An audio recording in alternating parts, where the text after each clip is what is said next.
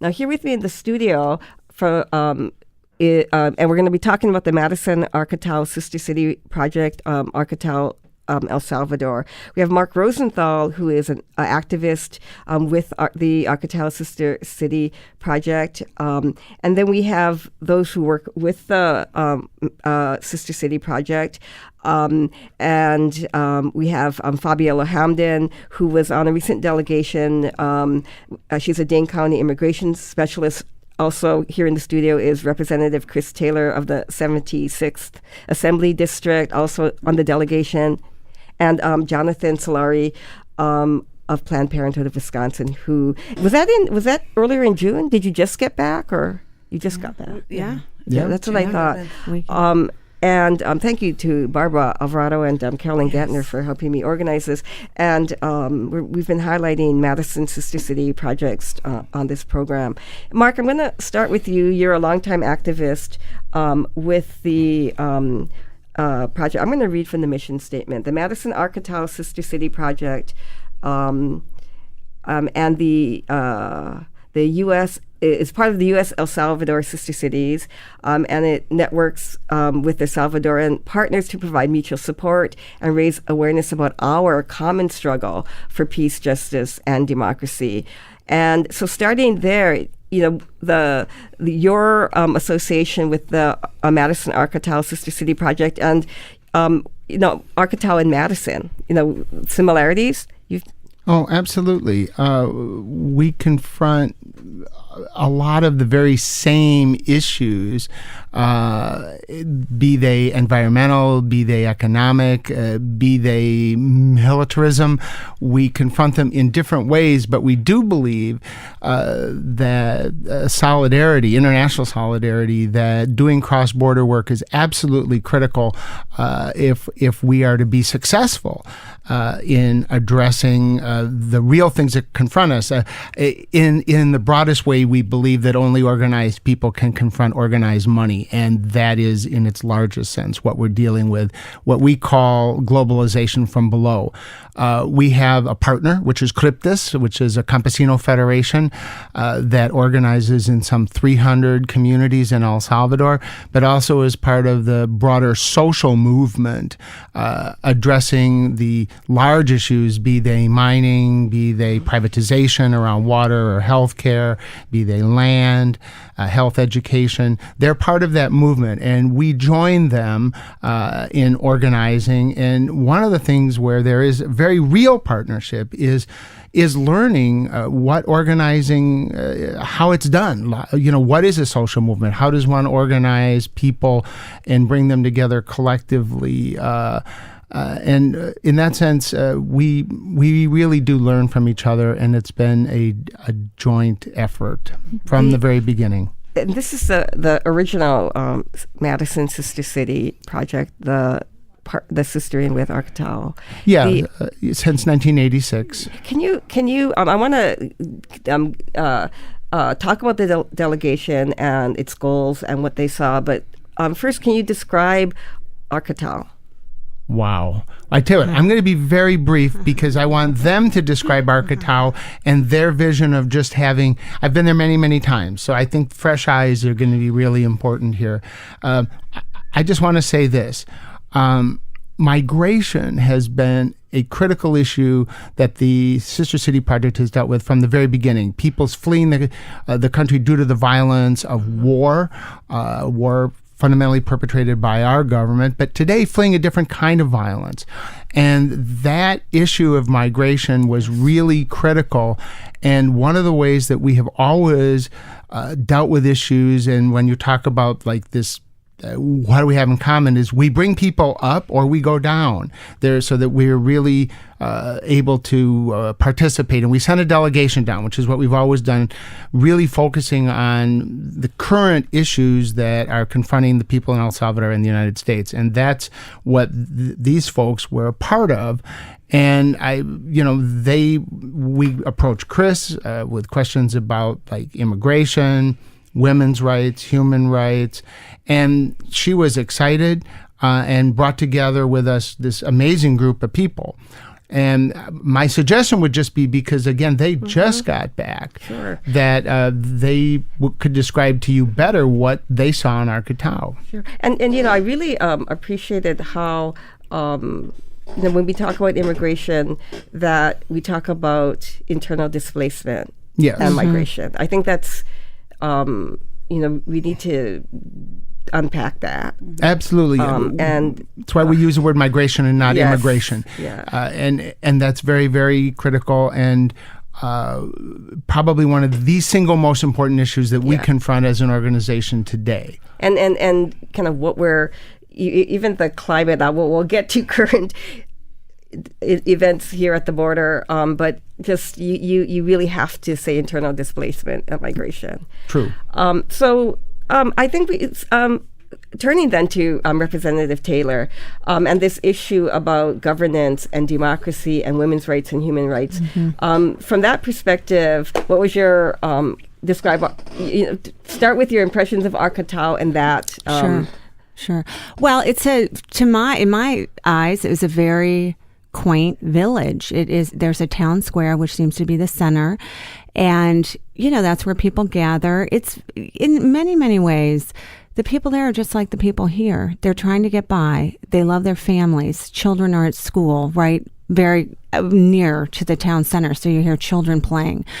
We had a forum where we invited people in from the community, and we sat down in small groups and just talked to them about immigration, how it impacted their family. And I think the thing that struck me and kept striking me is people either migrate, and there is a lot of internal displacement. There's a lot of violence. People are trying to keep their families safe. They're trying to be safe. And so that's a huge issue.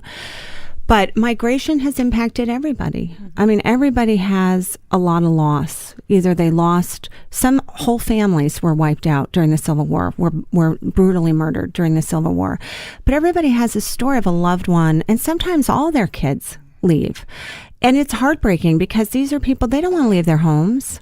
And that's, I think, so important to understand in the current context. I mean, migration and internal displacement has been going on for a long time in El Salvador. It's not new. But the thing that struck me is people don't want to leave their families. They don't want to leave their homes. Oftentimes, what I heard is they leave not just for a better life, they leave to preserve their lives. And it's heartbreaking because you see these families left behind, you see parents left behind who are grieving, and yet they understand and they want, obviously, like we want, what's best for their children. And so in many ways, they're just like us. They're trying to get by, but they exist in a very, very hard environment. They exist with a government, for the most part, for most of the recent history, that is ultra right wing, that does not represent most of the people. It's a governing by the elite for the elite. And so it's very hard for them to exist, but the human spirit is very strong. And this was also very, very, very pronounced to me, is that people will continue to fight for justice. They will continue to fight for their basic rights, regardless of what the dire conditions are. Were you able to connect up with any groups there that that were talking about human rights and women and trans rights? I know there's Absolutely. We met, this is important to understand. When people are doing this right for human rights, doing this work, we met with an LGBTQ group. Their lives are on the line. Their lives are on the line. This group that we met with that does the advocacy, their former director had to flee to Switzerland and seek asylum. You risk being killed. I mean, this is serious consequences, and yet the people still do the work. And that is just amazing to me. They are willing to risk their lives to fight for equality. It's, you risk your life when you're an out gay person, when you're a trans person. And this group that we met with, they continue to do the work. They continue to do the work. It is just totally inspiring. And Fabiola Hamdan, Dane County Immigration Specialist, you were part of the delegation, and your, impressions about human rights and women's rights and all of those kinds of things that Chris was talking about. Sure. First of all, I would like to say buenos dias to the Salvadorian community here in Madison, and also thank for the time that you're allowing us. I think to describe our experience, we will need probably a whole week to sort of talk a lot of the things that we experience. As a Latina and originally from La Paz, Bolivia, I felt that this trip really impacted me for life, just because by seeing people and talking to them, as Chris was mentioning, people really are happy with whatever resources they have over there. The resiliency level is amazing.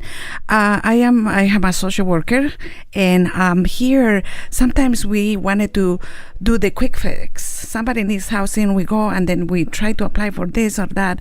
But I think to me it was very important to see the huge context of the struggles they had, the fights. We have numerous examples about talking to people, and when we talk about trauma, all PTSD. this, yes, the trauma is huge, but at the same time, people, like Chris said, just living their lives. There are maybe not so many resources like we have here, but they're going day by day. I think we met so many people that every day since I came back from El Salvador. I think about Maria. I think about we were just mentioning right there waiting. All this the impact that has selfishly as a social worker, as a professional. That's gonna really give me the oil to keep going. I think I have numerous examples, but what Chris was talking a little bit about meeting with the LGBT, the trans people there, who their lives are really in a very fragile state, and then they keep doing the work and they keep meeting with us, and the question for us was like, how do you keep this work? And they are like, because we love what we want to do, we want human rights. And just some highlights, maybe. I think every organizations we met, we ask, how are you funded?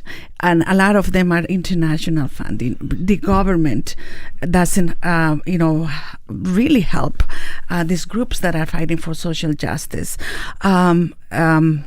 So I think it is very important for us to realize that huge impact that the Arcatao, the movement with Cryptes, all of that has, and that is not just a quick fix. We visited some areas in Arcatao where people were talking about globalization and solar panels and all of that, and here we label everything, right? We call equity and culturally competence and all of that. People over there, the campesinos, are talking exactly and even more eloquently than us about the same issues without labeling. So I remember when we went to the forest, they're going to plant trees from different kinds because we are different. We have different backgrounds, and we're going to have different trees planted here so people can come, and all that stuff. It's just amazing. And I think the stories are heartbreaking, as Chris mentioned, but at the same time, it makes us think it's not a quick fix. It's a really fight for social justice over there and here as well. And you say that this trip changed you, kind of changed your life. And who could have imagined that this trip would precede what we're kind of seeing now at the border? Your personal reaction to what's happening to people. Well, I've been doing community social work for the past 18 years, and I thought I saw it all, see it, everything that could come as far as when we have deportation. As deportation has been happening for a long time. I work with families where the loved one or father or mother has been deported and trying to piece together the family. But when you see what's happening currently right now, it really makes you think, how harsh. And how much more of this are we going to take? I think, I don't have to repeat what we are reading in the social media or news. I mean, the trauma that these kids are going to have are going to be for life. And now, the whole thing that's happening in Texas, it's going to have trickle effects on our community. Here in Madison, the Latino community really are in a very vulnerable stage. And I think trying to, it's so hard for me to talk about this specific topic, but I think, the public out there and listeners, what we need to do is really start, internalizing this information and put it in our... And especially to me, the misconceptions by the president about people from El Salvador. I'm going to, Dave, do we need to play a message or can I keep going? We can keep going. Okay, good. And that was Fabiola Hamdan. And yes, it's just disturbing. I want to have joining in the conversation Jonathan, is it Solari? That's right. Yes. Of Planned Parenthood of Wisconsin. We had the delegation's goals included this piece on reproductive rights. Can you talk about your experience? Yes. I was very eager to go on this trip, and I could not have imagined all that had been learned in this week together with these incredible people. Around reproductive rights in particular, Chris had mentioned a group that we were meeting with that focused on LGBTQ plus rights, Comcavis Trans. As Chris had mentioned, one of their leaders, unfortunately, survived 3 assassination attempts before having to seek asylum in Geneva, Switzerland. Her predecessor was killed. There's real danger for people that are speaking out, and part of that is around the human rights efforts and respecting and giving dignity to the lives of LGBTQ people. Part of their work also is around reproductive health, and I was eager to learn why. When there's so much work to be done in one issue. And I think they realize the intersectionality of all issues. But in particular, I was disheartened to learn, heartbroken to learn, that one of the reasons why they became engaged in the work around reforming abortion laws is because of the tendency for lesbian women to be raped as an effort to correct their sexual identity. Those women then are forced by law to carry their child to term. El Salvador has perhaps the most restrictive laws around abortion in this hemisphere, certainly, if not the world. There are no exceptions. So the rest of the good work being done by Comcavis Trans in distributing condoms, in educating around STIs and just general reproductive health is targeted by local factions, which becomes counterproductive to the safety and integrity of the community at large. Adding into the issues of funding that we were speaking about earlier, that work, the breadth of that work is not being funded by our government in this environment with the global gag rule. And as we look toward here a domestic gag rule, the vision there is sobering. So it was definitely an eye-opening experience, and something that I promised that I'd share as widely here. So I'm really grateful for the opportunity to be here today. And I did want to just say one thing about how migration affects the whole of Arcatao, because there's this vision that's kind of stuck with me there. It's a beautiful community, maybe 300 families. And in the center square, there's a giant mural. And I spent some time with this mural as a group of children were drumming in the distance. So it was this kind of underscoring of kind of a standard afternoon of a community activity, an educational activity with the arts. And here's this beautiful mural that had been painted by children of this town. Mm-hmm. And it is the border crossing. It is a giant landscape of the desert with skeletons in the distance and a wall being built. And on the other side of that wall are security forces, our border patrol. So when Chris mentioned earlier that migration touches on every life, it is not just in the stories that we heard, it is in the landscape that we saw. It permeates throughout these communities, as it does ours, and we need to recognize that. And Fabiola, you're so right. I mean, we can't talk about all of this in this half hour we have, and I, really. But what you're all saying is, and you're talking about the corruption of government, and we can't get to why and the history of all of this, and the U.S.'s role in creating this festering, wound that is the source of all this violence. So from that angle, as an American going there, how do you leave, Representative Taylor? Well, I'll tell you, I leave with some real warnings. I leave with the warning to this country of what happens when corporations dominate the political landscape, and when a few families that hold most of the wealth dominate. People are subordinated. People are oppressed, and that is most of the people in El Salvador. And so that is a warning to us, an ultra right-wing government. We should be on the alert. This is not a government for the people. So that was a big warning to me. What happens when corporations take over? You get polluted water. You get an environment that is totally denigrated. Now, El Salvador was the first country to ban metallic mining, which is very interesting. And a Milwaukee company went into El Salvador and polluted all the water. Not all the water, but a big body of water, and left the people holding the bag. We should learn from this. We should learn from this. But the other thing I just want to say really quickly is these kids we see now, these infants, these toddlers that are being ripped from their parents, are being taken from their parents. We met those children. We met those children in El Charcon.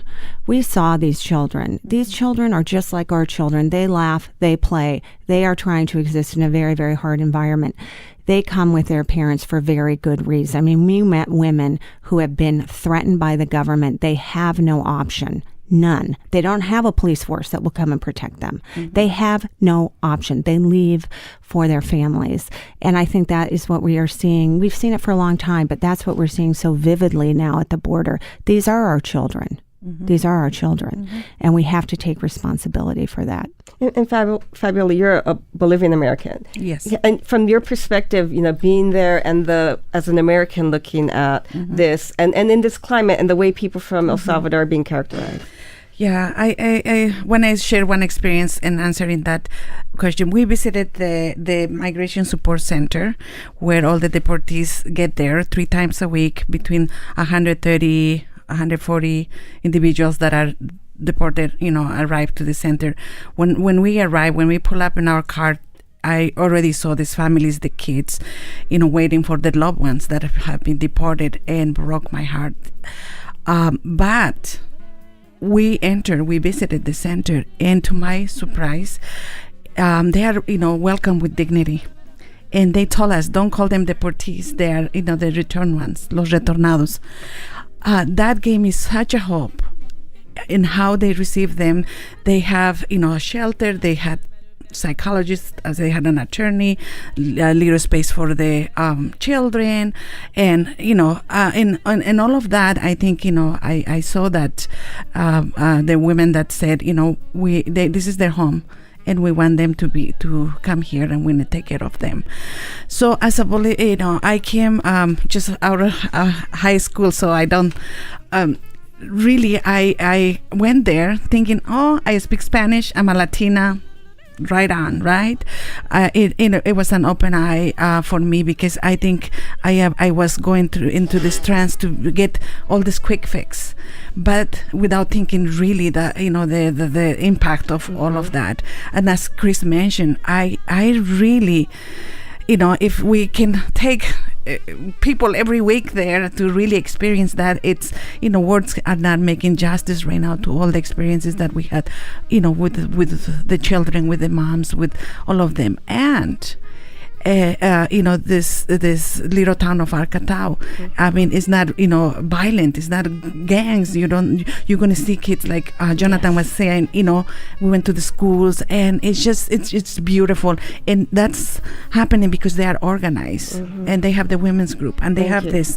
All of that. Thank you, Fabiola Hamdan, and thank you, Representative Chris Taylor. Thank you, Marc Rosenthal. Thank you, Jonathan Solari. We could have talked the whole hour. It was really great to have you on. They're all working with and for the Madison-Arcatao Sister City Project, Arcatao, El Salvador. Thank you for being here. Thank you, Dave Lawrenson, our music producer and engineer. We'll talk to you next week.